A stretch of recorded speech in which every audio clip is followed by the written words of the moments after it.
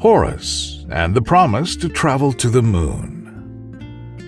Long ago, in a faraway place that no longer appears on any map, a little boy named Horace ventured to travel to the moon to fulfill a promise.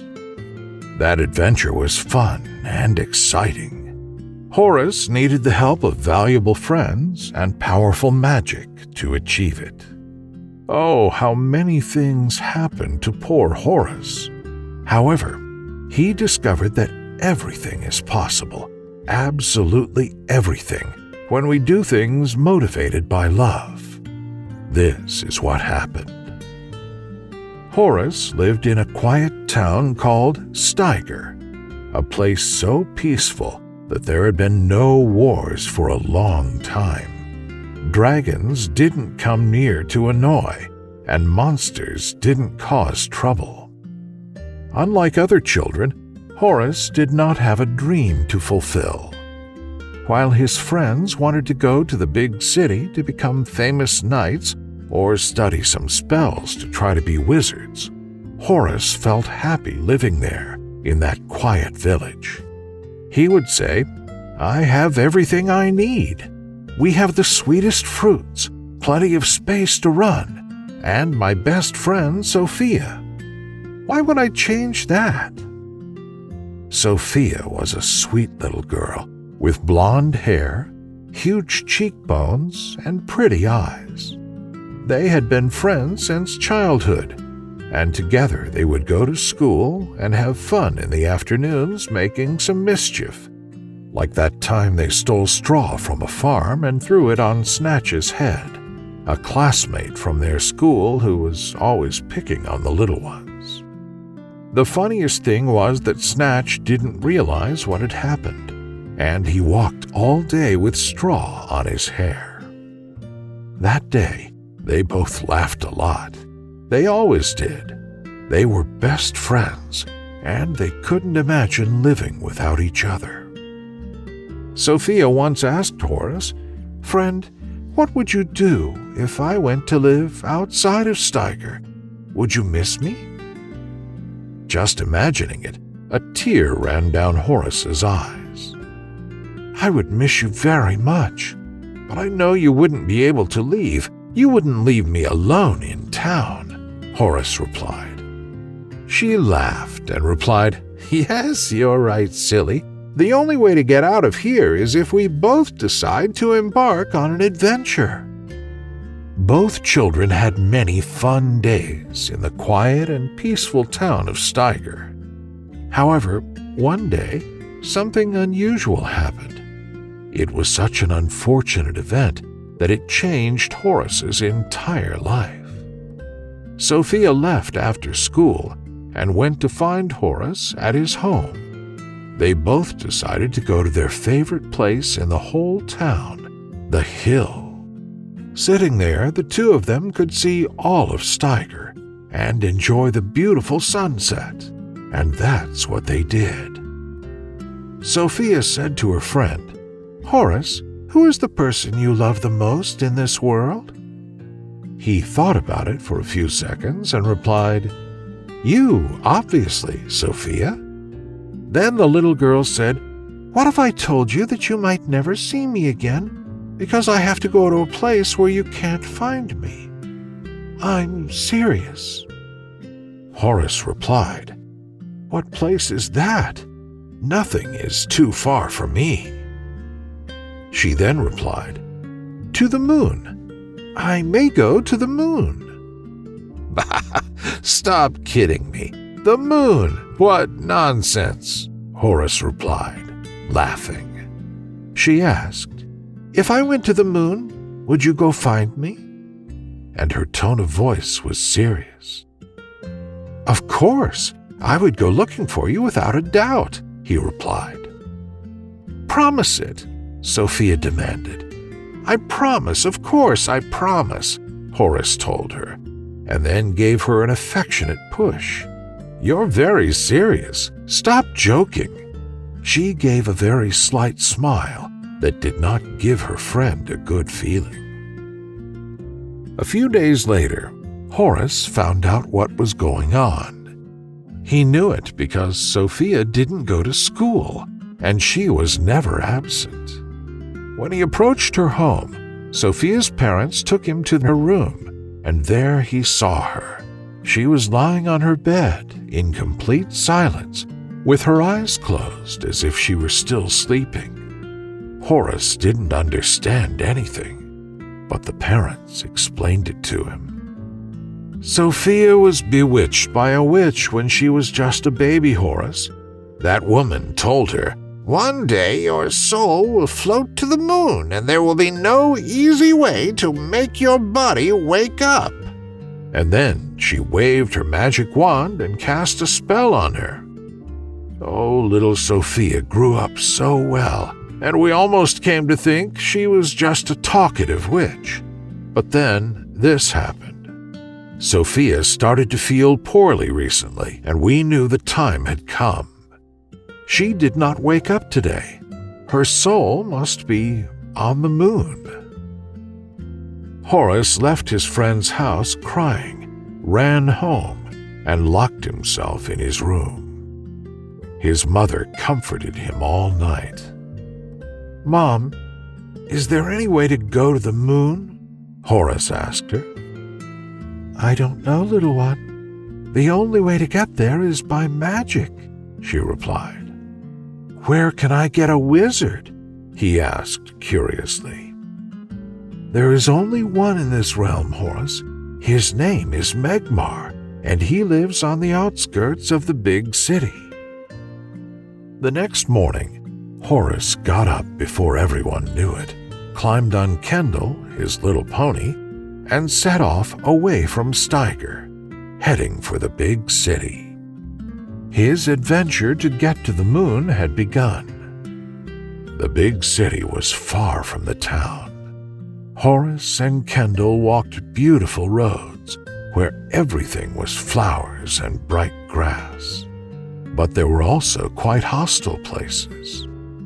The little boy and his pony passed through the giant worm's desert, the Tooth Fairy's forest, and the Iceman's mountains.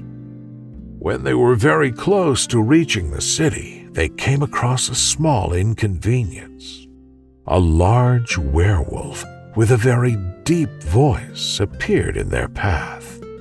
"Stop there. The time has come to devour you," he told them. Kendall the pony snorted, mocking, and Horace replied, "Well, I dare you to come and eat us. The only way for me to stop myself will be if you assure me that being in your belly will take us to the moon." Both continued on their way, passing the werewolf's side. "To the moon? Why are you going to the moon?" asked the werewolf in a curious tone. "Because the soul of my best friend is there, and I promised that I would travel anywhere to look for it." The werewolf started to follow them. "Could we start over? I have to go to the moon too." He stood on two legs, offered his claw to Horace, and said, "My name is Brutus, and years ago a witch turned me into a werewolf. I'm tired of being a werewolf. I want to be human again. They say that up there grows a flower that cures all spells. Please, can I go with you?" Horace replied, "Only if you promise us that you are not going to cause us problems, Brutus. No eating humans or animals. As long as you are with us, you will be a vegetarian werewolf." And so it happened. Horace, Kendall the pony, and Brutus the werewolf continued on their way to the big city. During the rest of the trip, Horace learned that his new partner was, before he was bewitched, a talented ballet dancer, that his favorite ice cream flavor was chocolate, and that his dream was to become a farm owner. After a day's travel, they arrived at the house of Megmar, the wizard. It was a small hut with huge windows, next to the huge wall covering the great city. Horace knocked on the door, and a bearded man came out to greet him. "Who is there?" And why are you visiting me at this time? I'm finishing my tea. If you'd arrived earlier, I would invite you," said the friendly wizard. Horace explained about his wishes to travel to the moon, and the wizard replied, "Well, I haven't sent anyone up there for a long time. I think I still remember the spell. Get ready." Then Megmar waved his hands, and red rays came out of them that hit the boy, the pony, and the werewolf. They were surrounded by smoke, and when Horace opened his eyes, he realized that he was hairier, taller, and that his neck itched. They had swapped bodies. The little boy next to him began to walk like a dog, looking around uncomfortably, and Horace understood that he was Kendall. Everyone laughed when they noticed poor Brutus turned into a pony. Megmar, laughing, cast another spell and returned each body to everyone. Now yes, this time you will go to the moon. You will have 10 minutes to do what you want there." Then he waved his hands, and a new yellow ray hit the three of them, and they did not see the friendly wizard again. When they arrived, Horace, Kendall, and Brutus began to celebrate.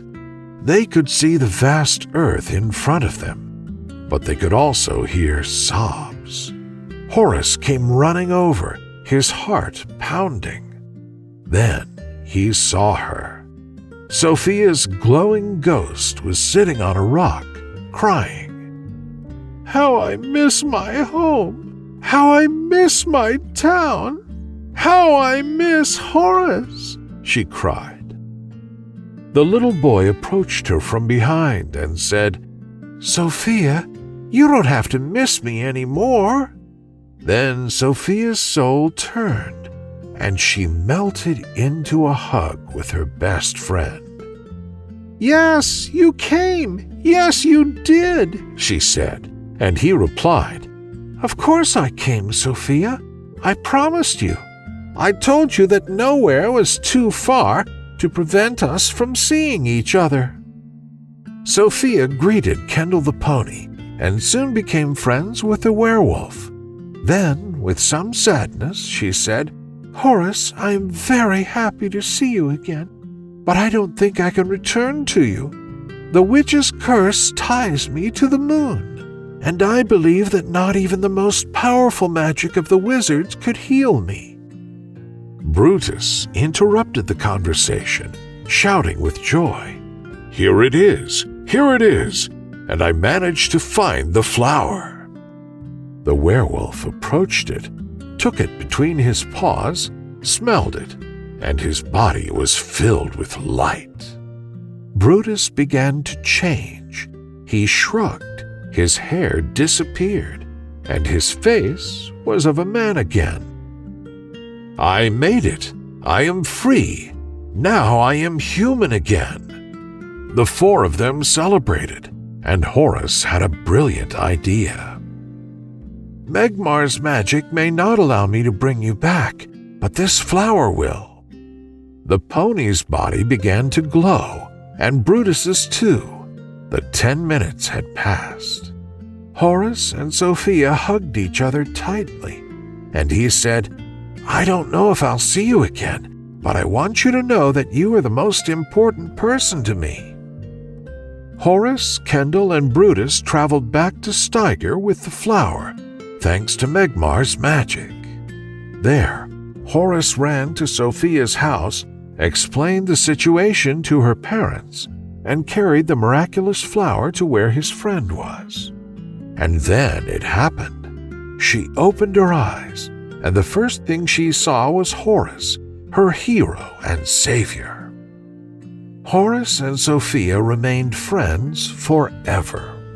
He discovered on his journey that his dream was to become an adventurer, and he took Sophia and her faithful pony all over the world to discover its secrets. Brutus accompanied them on a few adventures, but he bought a farm in Steiger, where he lived happily, remembering how much fun it was to be a werewolf. When they grew up, Horace and Sophia magically built a house on the moon with their friends. They lived many more adventures, and everyone remembered the time a boy traveled away from the planet to save his friend, fulfill a promise, and help a friend in need.